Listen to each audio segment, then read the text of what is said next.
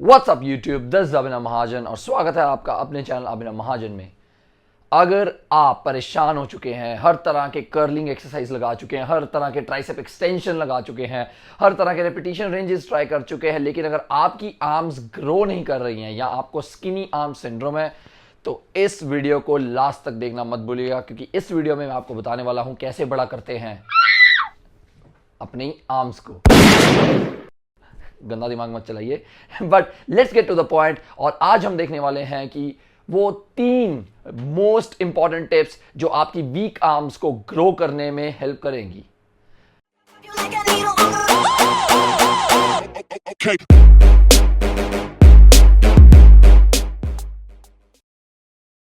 Tip number 1,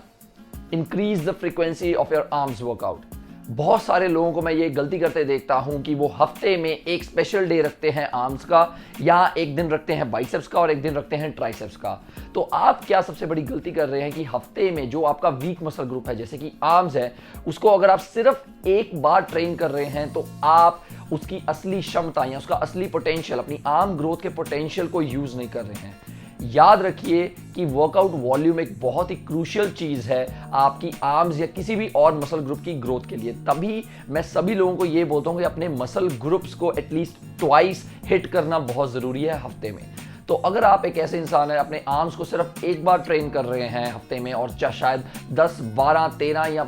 even की 20 sets लगा रहे हैं आर्म्स के, लेकिन फिर भी आपकी आर्म्स ग्रो नहीं कर रही हैं, मेरे सजेशन मानेंगे तो अपने आर्म्स वर्कआउट को 2 वर्कआउट्स में डिवाइड कीजिए। लेट्स से अगर आप आर्म्स वर्कआउट करना चाहते हैं तो एक सेपरेट डे रखिए आर्म्स वर्कआउट का। अगर आप चेस्ट लगा रहे हैं, चेस्ट के साथ अपने लगाइए ट्राइसेप्स, और जिस दिन आप बैक लगाने वाले हैं अपने बैक के साथ लगाइए बाइसेप्स। इस तरह जो आर्म्स की ट्रेनिंग है उसको आप 2 बार डिस्ट्रीब्यूट कर रहे हैं हफ्ते में।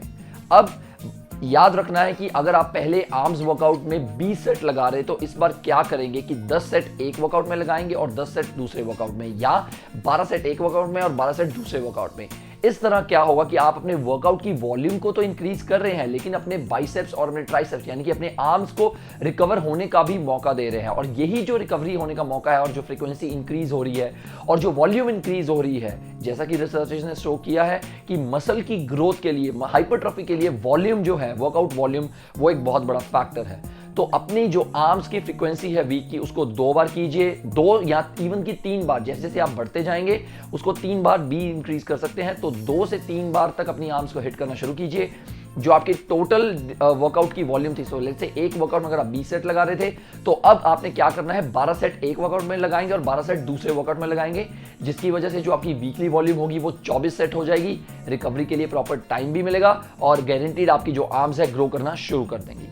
सेकेंड पॉइंट जो बहुत ही जरूरी है और बहुत लोग इसको इग्नोर कर देते हैं, वो है माइंड मसल कनेक्शन। याद रखिए कि अगर आप किसी मसल को ग्रो करना चाहते हैं और अगर आप उसकी एक्सरसाइज लगाते हो उस मसल को फील नहीं कर पा रहे हैं, राइट, जो अगर साइंटिफिक टर्म्स में कहें तो माइंड मसल कनेक्शन नहीं बना पा रहे हैं, तो वो मसल ग्रो नहीं करेगा। बहुत लोगों को ये प्रॉब्लम होती है कि उनके अपने बाइसेप्स या फिर ट्राइसेप्स या किसी और मसल ग्रुप के साथ माइंड मसल कनेक्शन नहीं बनता है, और वो क्या कोशिश करते हैं, हैवी वेट उठाते रहते हैं लेकिन कभी भी माइंड मसल कनेक्शन पे ध्यान नहीं देते हैं। ये बहुत ही बड़ी गलती है, क्योंकि अगर आप माइंड मसल कनेक्शन नहीं बना पा रहे हैं किसी भी मसल के साथ, वो मसल ग्रो नहीं होने वाला है। आप शायद बाइसेप्स या ट्राइसेप्स लगाते हो अपने शोल्डर्स, अपने ट्रैप्स या अपनी बैक को ज्यादा यूज कर रहे हैं रादर देन बाइसेप्स या ट्राइसेप्स को आइसोलेट करने के लिए। तो आई वुड ऑलवेज सजेस्ट कि सबसे पहली जो चीज आपको करने की जरूरत है, अपनी ईगो को बाहर रखिए, वेट को थोड़ा कम कीजिए, अपने टेम्पो यानी कि रेपिटेशन की स्पीड को स्लो कीजिए। अगर आप जैसे 3 पोर्शंस होते हैं किसी भी रेपिटेशन को करने के लिए, एक होता है कंसेंट्रिक जिसमें आप वेट को ऊपर लेके आएंगे, एक होता है एसेंट्रिक जिसमें वेट को नीचे लेके जाएंगे। तो इन 2 चीजों में आपको ध्यान रखना है कि कंसेंट्रिक पोर्शन को स्लो कर दीजिए 1 या 2 सेकंड के लिए, और जो एसेंट्रिक पोर्शन है जिसमें आपने वेट को नीचे नीचे लोअर करना है, उसको आप बढ़ा दीजिए 3 या 4 सेकंड में। इससे क्या होगा कि आपके ब्रेन और न्यूरॉन्स जो हैं वो इनका एक बेटर कनेक्शन बनेगा आपके आर्म्स और अपने बाइसेप्स और अपने ट्राइसेप्स से। एक बार जब ये चीज हो जाएगी और आप ऑलमोस्ट 1 या 2 हफ्ते में माइंड मसल कनेक्शन बना लेंगे, तब आप वेट इंक्रीज करेंगे और उसके बाद जब एक्सरसाइज लगाएंगे आप रियलाइज करेंगे कि आपके जो पंप्स हैं वो इतने ज्यादा बढ़िया होंगे, जैसे कि अगर आप पहले लगा रहे थे जहां पे आप कोई माइंड मसल कनेक्शन नहीं लगा पा रहे थे। तो याद रखिए माइंड मसल कनेक्शन होना बहुत जरूरी है, और ये जो चीज है बहुत ही जरूरी है आपकी बाइसेप्स और ट्राइसेप्स यानी कि आर्म्स की ग्रोथ के लिए। थर्ड और one of the most important, जो मोस्ट इग्नोर्ड टिप है या जो इग्नोर्ड स्ट्रैटेजी है अपनी आर्म्स को ग्रो करने के लिए, वो है super sets and drop sets.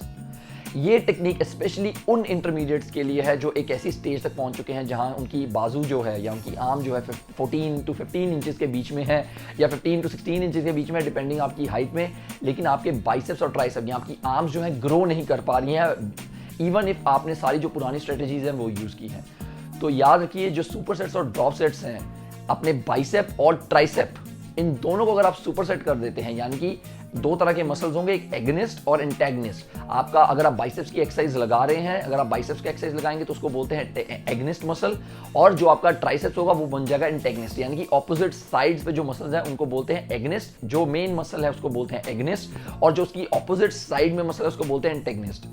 ये पाया गया है कि अगर आप एगनिस्ट और एंटेगनिस्ट मसल दोनों को इकट्ठे ट्रेन करें, उनको सुपर सेट करें, specially shorter muscle groups, smaller muscle groups जैसे कि बाइसेप्स और ट्राइसेप्स, अगर उनको सुपर सेट्स फैशन में ट्रेन करें तो आर्म्स की ग्रोथ और उनमें जो पंप और यहाँ जो कहते हैं हाइपरट्रफी, सार्कोप्लाज्मिक हाइपरट्रफी होती है, जो कि आपके जिम में जो पंप आप फील करते हैं वो ज़्यादा बढ़िया होता है, और न्यूट्रिशन रिटेंशन और न्यूट्रिशन की जो मात्रा है उस टाइम उन मसल ग्रुप्स में ज़्यादा जाती है। तो मैं क्या चाहता हूं कि अगर आप आर्म्स वर्कआउट कर रहे हैं तो अगर आप सबसे पहले अपनी बाइसेप्स की एक्सरसाइज खत्म करते हैं, उसके बाद ट्राइसेप्स की एक्सरसाइज खत्म करते हैं, मैं चाहता हूं अपने बाइसेप्स एक ही सेट में बाइसेप्स की भी एक्सरसाइज लगाएं और ट्राइसेप्स की भी एक्सरसाइज लगाएं। सो लेट्स से आप शुरू करते हैं बाइसेप्स बारबेल कर्ल से, 10 से 15 सेकंड का रेस्ट लेके मैं चाहता हूं कि आप रोप एक्सटेंशंस लगाना शुरू कर दें। उसी तरह आप हर एक सेट में इन दो एक्सरसाइजेज, यानी कि एक एक्सरसाइज बाइसेप्स की और एक एक्सरसाइज ट्राइसेप्स की, उन दोनों को इंक्लूड करें। इससे आपको बहुत ही जल्दी, इवन कि 2 वीक्स के अंदर आपको 10 से 12 दिन के अंदर आपको अपनी आर्म्स की ग्रोथ में बहुत ज़्यादा रिजल्ट दिखना शुरू हो जाएगा। एक और चीज़ जो मैं बताना चाहता हूं कि ड्रॉप सेट्स का मतलब क्या होता है कि आपने जब एक सेट किसी वेट से फेलियर तक लगाया है, उसके बाद आप वेट को थोड़ा सा ड्रॉप करके और जो है रिपीटिशंस लगाएं फेलियर तक। इससे क्या होता है, जो आपके मसल की एंड्योरेंस है वो तो बढ़ती ही बढ़ती है, लेकिन जो आपके मसल की बची हुई स्ट्रेंथ है, यहाँ कहते हैं फेलियर तक जाने की क्षमता है, वो भी बढ़ जाती है, और इससे आपकी जो मायोफिब्रिलर ग्रोथ है, यानी कि जो हाइपरट्रफी है, मस्कुलर हाइपरट्रफी है, उसमें ग्रोथ होने में हेल्प होता है। So guys, these were 3 most important tips to make your weak arms or skinny arms grow। अगर आपको ये वीडियो पसंद आई और हेल्पफुल लगी और आपको कुछ नया सीखने को मिला, सब्सक्राइब कीजिए, लाइक कीजिए और कमेंट डाउन कीजिए। अगर आप कुछ और देखना चाहते हैं प्लीज कमेंट्स में लिखिए, एंड प्लीज मुझे इंस्टाग्राम पे फॉलो करना मत भूलिएगा। मैं बहुत सारे टिप्स और फ्री गिव अवेज कर रहा हूं। I am gonna see you very soon. Till next time, keep going, keep growing stronger.